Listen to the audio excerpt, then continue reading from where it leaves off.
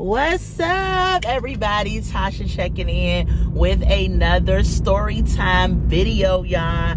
Hey, everybody. Welcome to the Redefine Me channel. If I am not looking at you all, or I got the shades on, I'm on my way to work, I'm driving, so I'm not going to be able to look at you all, but I wanted to get to this story time. If it's your first time joining me, go ahead and like, comment, and subscribe to the channel. Okay, disclaimer alert. With this story time, if you have been sexually abused, sexually assaulted, any of those things, this story time may be a trigger for you. So I ask you to just log off, go ahead, get out of the story time, and support me in another way. And if you do, I do understand. Okay, so this story time is going to be about the time I thought a friend was a friend, but he actually ended up being an abuser. Okay, so let's get into it. So if I at any point during the story time, if I smile or I chuckle, I'm not making light of the situation, everybody. I have a part of me that my husband had to point out that I didn't even know I had, right? I have like this nervous laugh or chuckle or something whenever I'm talking about an issue that an ordinary person may feel like that's not laugh worthy. And I never noticed it until he brought it out. But anyway, so if y'all hear me chuckle or do something that you're like, well, this is not a laughing matter type situation, it's not because I'm making light of the situation, but I'm going to try. I've been trying to work on that part of me, so I'm going to try not to have that come out as I'm talking to y'all. Okay, so the year was 2001. I was 18 years old, had just graduated high school, was ready to conquer the college scene and to go forward. And if y'all saw my last video about my motivational message, a part of this is in it. However, I'm gonna give y'all the whole story because I just kind of did a snippet of it. So I was ready to conquer the world. I was ready to go into the world. I was excited. I had just graduated high school. And so I had applied to a couple of colleges, and I didn't get into the colleges or universities that I wanted. But that didn't stop me because that's the type of person that I am. And so I went ahead and I went to Prince George's Community College. That Prince George's Community College, for you who do not know, is in Largo, Maryland. And it is a JOCO college. For y'all who do not know what JOCO means, that means junior college. And y'all, I ain't trying to catch the sun, but it's sunny. So if y'all see rays coming in, it's sunny. So 2001, I went to Prince George's Community College. I was 18 years old, right? When I got there, you know, I was new to the campus, didn't know anyone. It was definitely not like high school, of course, bigger, you know, different people. I didn't really know anyone. And so that didn't stop me though, because I've always been a social butterfly. Like, you can drop me off anywhere by myself. I may not know anyone, but if you are approachable and the way that I am, I will get to know people. I've never had a problem with holding a conversation, being friendly and nice and all of that. With that being said, I gravitated towards a group of individuals that always hung together. They were of the African American community. I think all of them were from Nigeria. And so I used to hang out with them, talk to them and everything. And so one guy in particular out of their group that I used to talk to, let's just call his name, I don't want to use nobody's real names, but for what he did, I probably should put his name on blast, but I ain't going to use his real name. Let's just call him Carl. Okay, so Carl was a guy that I had gravitated towards. He was my complexion. He was probably a little darker than me. Very, in my opinion, attractive guy. He dressed. Now, let me tell you something. The African community, y'all, they will dress, okay? When it's time for them to get dressed, oh, they're going to dress, okay? And I have always loved that about their community. When they go to parties or whatever, they're going to dress, Okay.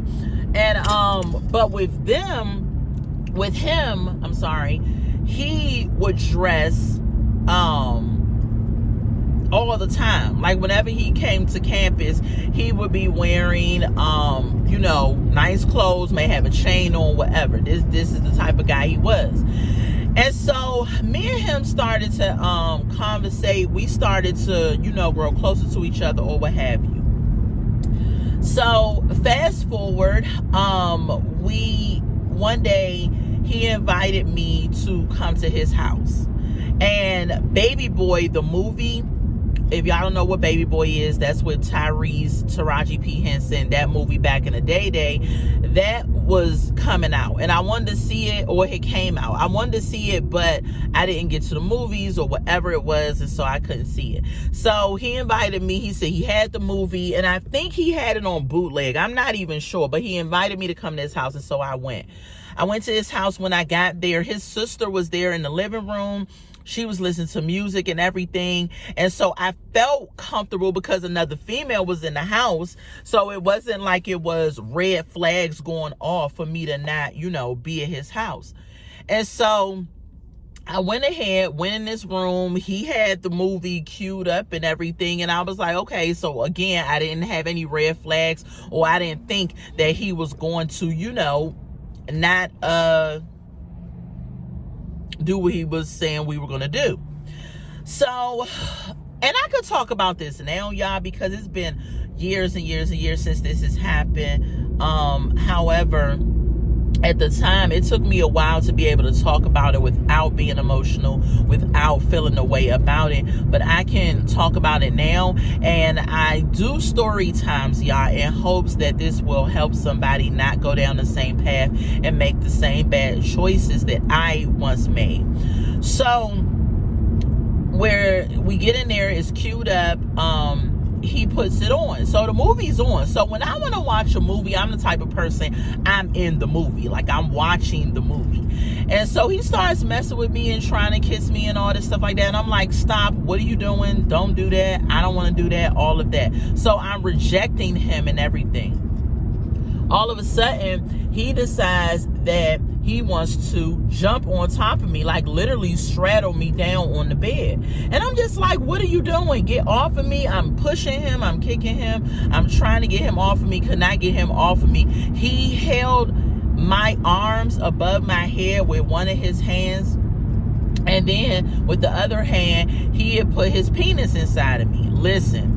This is what's happening. If it is a trigger for you, please log off of the video. I'm not going to be graphic, but this is probably the most graphic that this video is going to get. So he did proceed to have sex with me. The whole time I'm trying to push him off of me and everything is not working. He ejaculated, or whatever you want to call it, inside of me, and he then released me and got off of me, and I was in shock. I jumped up. I was trying to get my stuff together so I can leave, and he was trying to calm me down and everything because he saw that I was frantic. I had just been sexually assaulted and could not believe that I was one of the people that had been sexually assaulted. You know how you hear about women that go through this, that experience the R word, and you're just kind of like, wow, that's messed up. That'll never be me. I remember when I was in high school, I believe I was in high school, and we were in a class or something, some type of sexual abuse class or whatever. I don't know if it was sex ed or what it was, but we had a speaker, and she had 5 of us come up to the classroom, and I think I was in the line of the 5 girls. It was 5 girls that had to come up to the class, and she said 1 out of 5 of you will be R word in your lifetime. And what's crazy is that I was the 1 out of the 5, and I don't even know, didn't keep in contact with the other girls, of course, but I don't know if they experienced it or whatever it was as well. I couldn't believe that had happened to me. So anyway, after that, I was like, let me go, let me leave and everything. And so I ran out of his room, past his sister. Now, his sister didn't hear me saying get off of me or yelling. I didn't even see the camera move, y'all. My bad. His sister didn't hear me saying get off of me, yelling and everything like that, because she was in the living room and the music was up. But she did see me come out of the room. I caught her face slightly and she was looking like, what the heck is going on? And I ran out of there. He ran behind me with no shirt on, just some pants on, and I got in my car and I took off.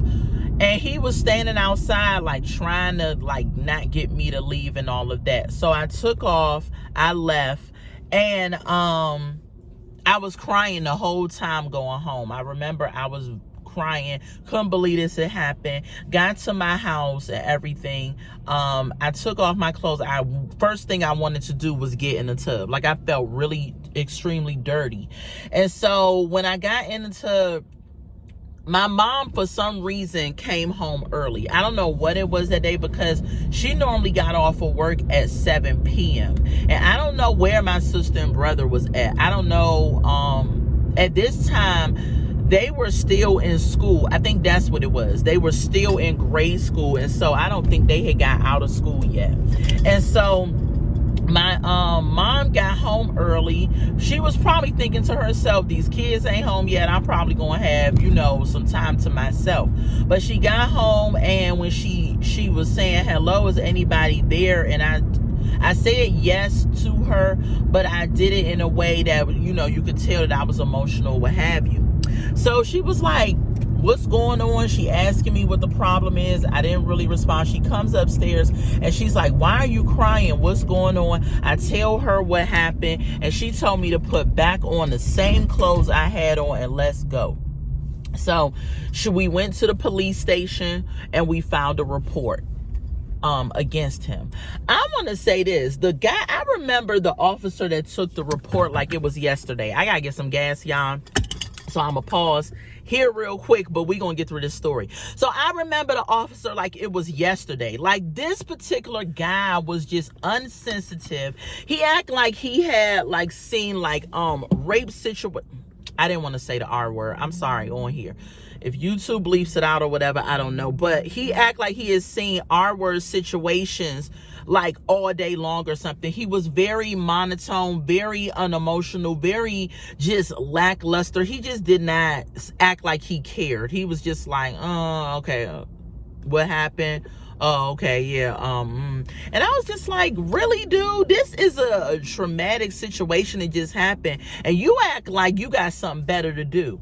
So he went, took the report. We found a report. My mom was like, where does he live at? Well, before that, we went to the guy's house that had sexually assaulted me. And we went to go get his address. I knew where he lived at, but I didn't know the address. So we went, got the address, then we went to the police station. So we gave the police his address, all this information, and they went ahead, took the report, everything like that. The police officer asked me, you know, you want to press charges, things like that. I'm like, yes, I want to press charges and all of that. So my mom, when she went to his house, she wanted to get out of the car and just go approach the dude, you know, but she didn't. So after we gave the police officer all of that, we went to the hospital. They performed a R kit on me and everything. They told my mom, you know, it does, the hymen was broken down there. It was some damage done, whatever. But where it's going to be okay. I remember they gave me the Plan B pill. Now, this was when the Plan B pill first came out. Was not accessible to people in the public. Like, the only way you could get it is if you went to the hospital, I guess. And so they gave me the Plan B pill. And when I tell y'all, I don't know if I was the first one that has ever taken it. I couldn't have been, because they had to test it. But I felt like I was a guinea pig for the Plan B pill, y'all. When I tell y'all, all night I felt like I was pregnant. I felt like I had to throw up. I was it was the most uncomfortable night. Even when I was pregnant, I had a better night's rest than this. It was so uncomfortable. I felt like I had to throw up. I felt sick all night. It was horrible. My mom stayed by my bedside until she went to bed. I remember she allowed me to sleep in her bed, and she was sitting in a chair by the bedside until I guess she was getting ready to go to sleep. Then she got in the bed with me, I guess. But it was horrible. It was the worst night. But I remember at the hospital, they were very compassionate. They gave me this stuffed animal to carry with me, or to kind of comfort me or whatever. And when I tell y'all, after this had happened, I was a shell of myself. I didn't talk that much. I wore baggy clothes. I wasn't smiling that much, and I still had to go on with life. Like, I ended up leaving that program because of this situation happening, right? I felt like I couldn't go on with school, but I was a shell of myself. Like, I just wasn't me. I was not me. And I carried this stuffed animal they gave me around all the time, like all the time. And my sister and brother didn't know what happened. They knew something was up because they knew me, but I did not tell them. And my mom was definitely like, we not going to tell them what happened and things like that. Not right now. All of my aunts knew what happened, but none of the men in my family found out what happened, because my mom didn't want it to be like this mass witch hunt that ensued because this had happened. So the police went to the Carl's house, and they arrested him. I found out they arrested him. He ended up going to the police station, giving his side of things, giving his side of the story. His story was that I was mad because he was moving to Georgia. How ironic that now I live in Georgia, and I don't even know if he's still here in Georgia. But I didn't move here till years and years and years later. But he said I was mad he was moving to Georgia. I told the police officer I didn't have any idea he was even moving to Georgia. So once Carl was arrested, we ended up having a court date.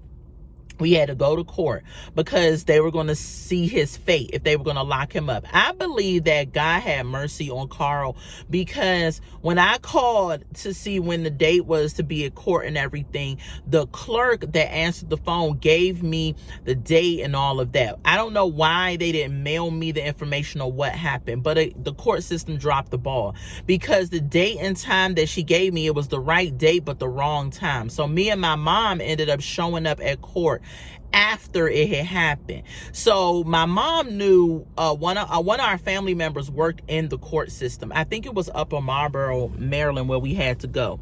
So the family member found out that the proceeding had already happened and what his fate was. So because I wasn't there to testify against him and say what happened, they ended up letting him off with probation. They told him that he could not come back, that when he went to Georgia, or he has to go to Georgia, and if he gets caught back in the DMV area, that he would be put in jail.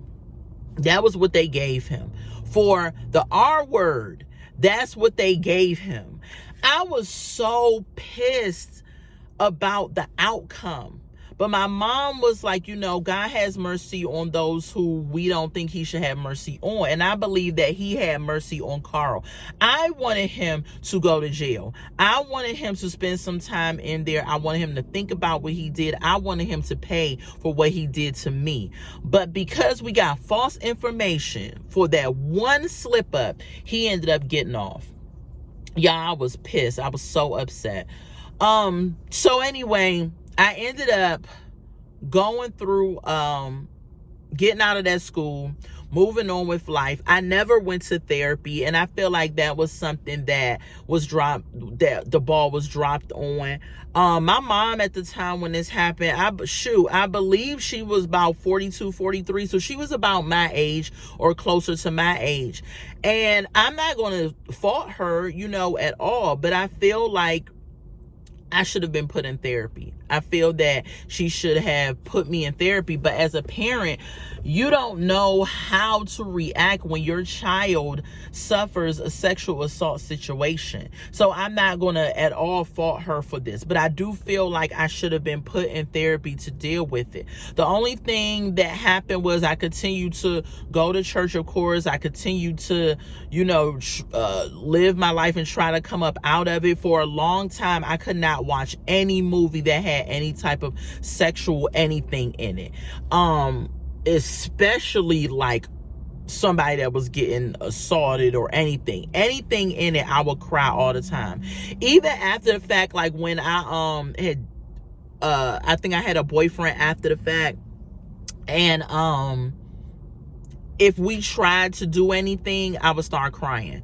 And he was just like, whoa, what happened? I didn't do anything. I'm sorry. And I was like, it's not you. I had to tell him what happened to me. And then he was very understanding about it. And so, when you are the R word, it takes a toll on you that is just, you can't even really explain it. The only saving grace in the situation was the fact that at least it wasn't a violent R-word situation. Because there has been women that have died or even suffered gang R-words or worse than what I went through. And so the only good thing I could say is that at least I didn't suffer an extreme form of R-word. But nevertheless, whether it was mild or extreme, it was still something that happened to me, y'all.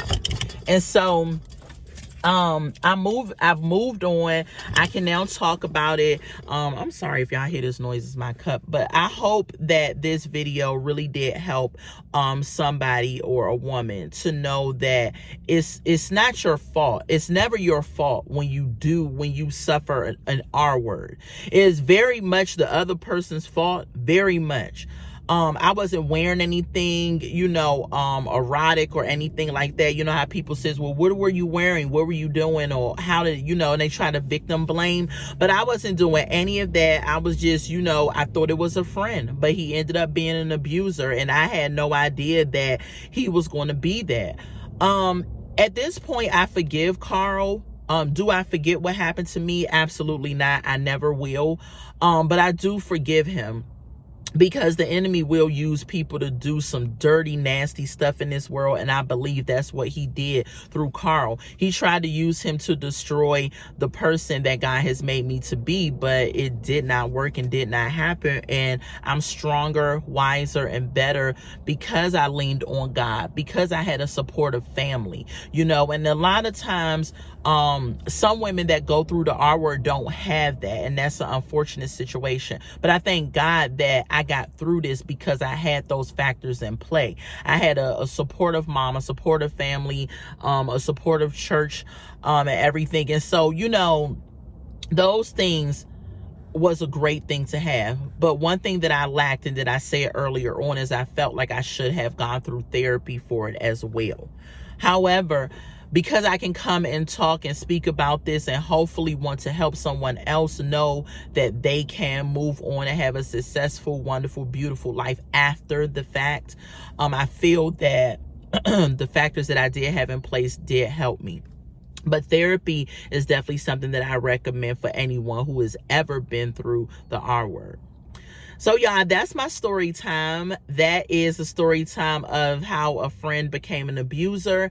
And I'm going to go ahead and get off of here because I got to get some gas and get on moving to go to work. But again, everyone, if you all have not done so already, go ahead and like this video, comment in the comment section, and most importantly, subscribe to the channel. I will talk to y'all later. I love y'all so much. Bye.